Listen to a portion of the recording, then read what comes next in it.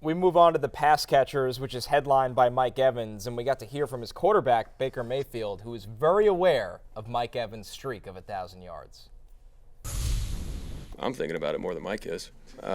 He helped himself out, though, put a little chunk into it. But, yeah, it's all in all, winning's the most important part, but he's a huge part of this offense. And so he makes a huge difference in, the explosive aspect of this offense. So trying to get the ball some way, somehow, but not forcing it. That's not what this offense is all about. Still need to let the defense dictate where the ball is going to go based on coverage and what they're doing. But, still moving Mike around. He's still our number one guy. Love-hate pass catchers. Baker Mayfield very aware at all times of what's going on with his teammates, and that's good news for Mike Evans, who needs 251 yards over his final 3 games. That's under 84 yards a game for his, get this, Matthew, 11th consecutive 1,000-yard season. Just unbelievable consistency from Big Mike. Yeah, you weren't here yesterday. You were sleeping, but we talked about it on the show yesterday as well, and we talked about the fact that, how we expect, in addition to wanting to get the record, and by the way, he's good, and Baker's playing at a high level, and they throw a ton. It's a great matchup against Dallas, right? Over the last 4 weeks, the Cowboys give up the 5th most fantasy points to wide receivers.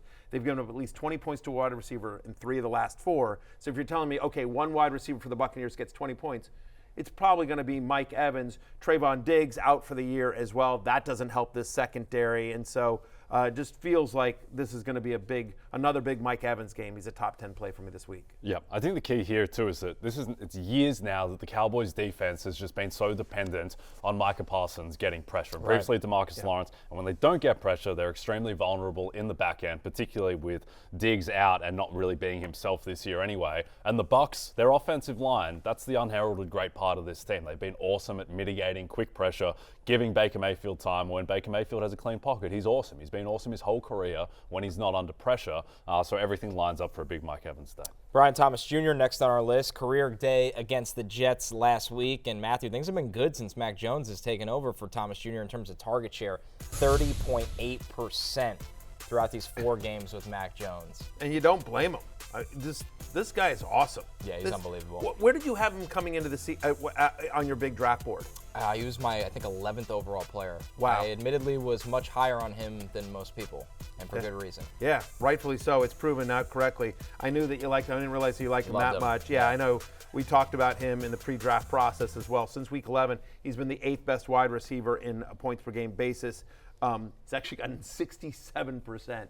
Almost 3/4 of the team's end zone targets in that span.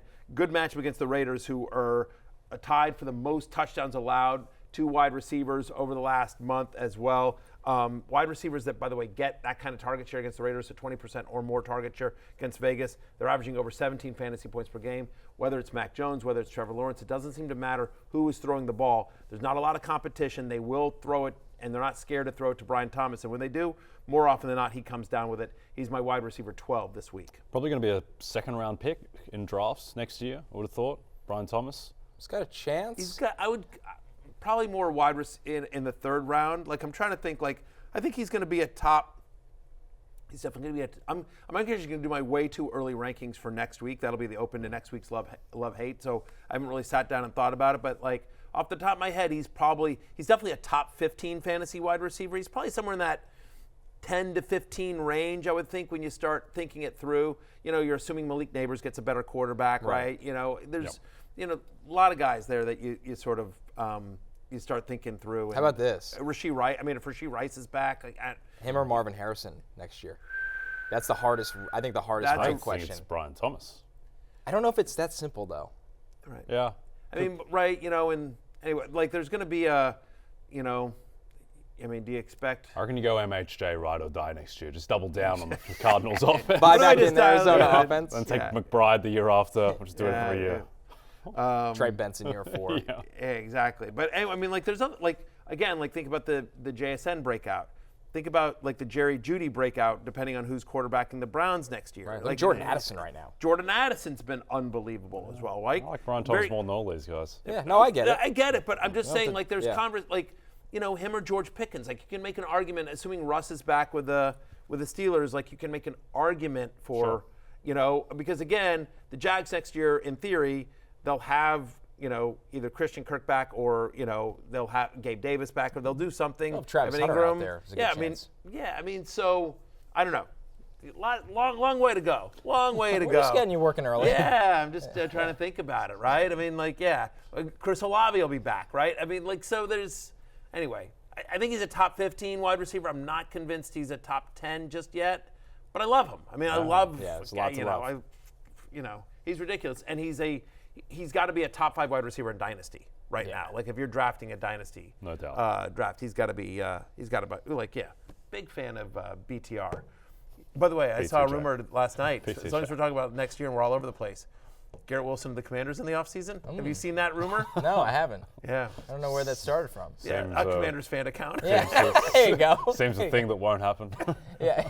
Well, the rumor, the actual rumor is that Wilson will demand a trade in the offseason. Right. And if that's legitimate. Right. And if you're the new GM of the Jets, the way you warm up to the fan base is you trade the best player. Yeah. Sure, yeah, that's a good idea. Things going well for the Jets. Yeah, been a good year. That's a really good idea. Well, if you have to burn everything down and start over, and somebody's going to give you a high draft pick, can you start over with Garrett Wilson? Yes, I agree. He's like 24, 23.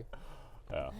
Oh man, DJ Moore. Hope springs eternal. Next up on our pass catchers list, since Shane Waldron was fired, Jay, DJ Moore is averaging 18 points per game. That's a 5-game stretch, so this is for real right now. No, it's been for real, and they're not very good, so they've got to keep throwing the ball with Caleb Williams.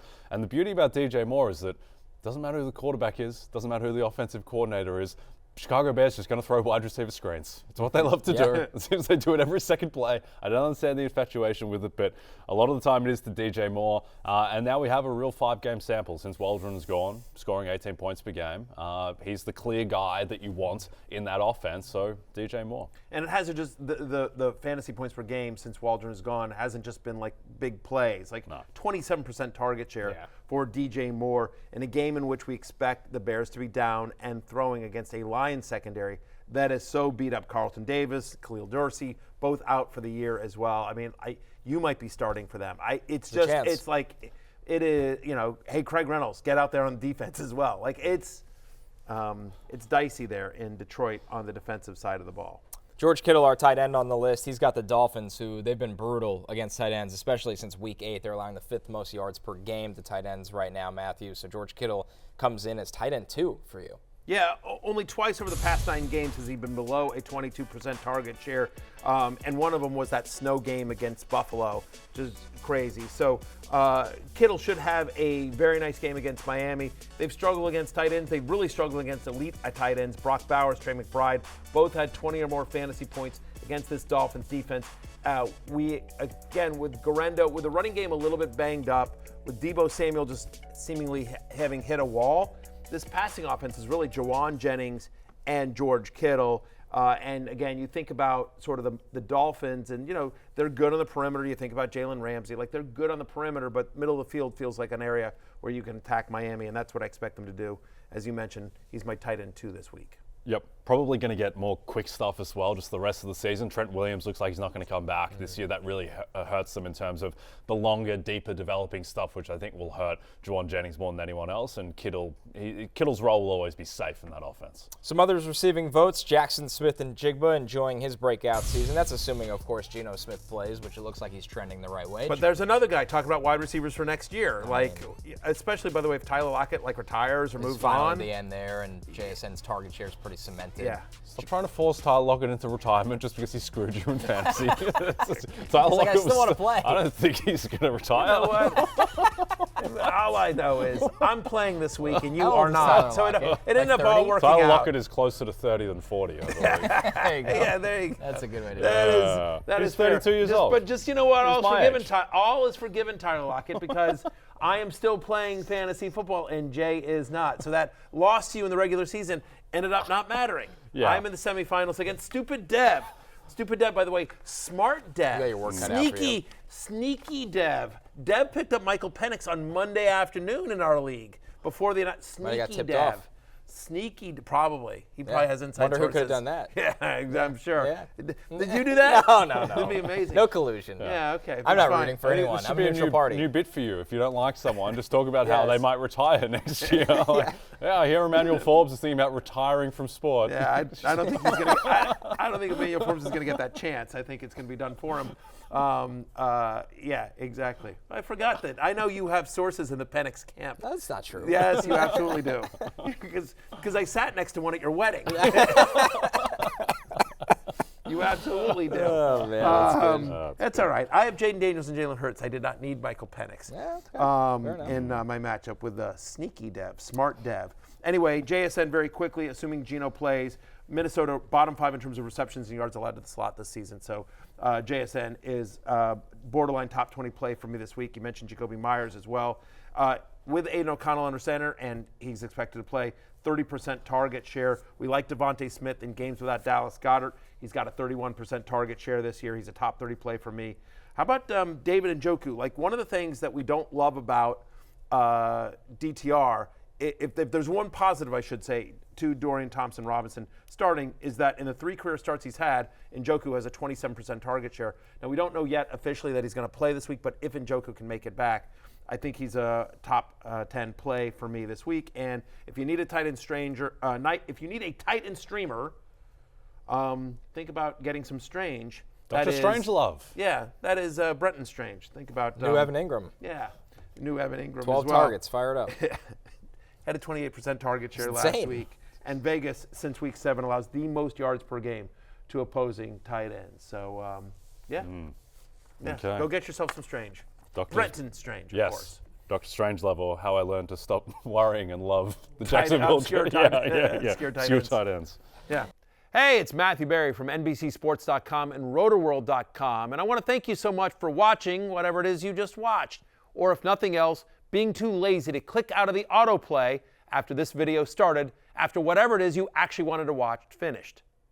But now that you're here, I'd like to take a moment here to ask you respectfully now, okay? I'm asking you respectfully to subscribe to the NFL on NBC YouTube channel.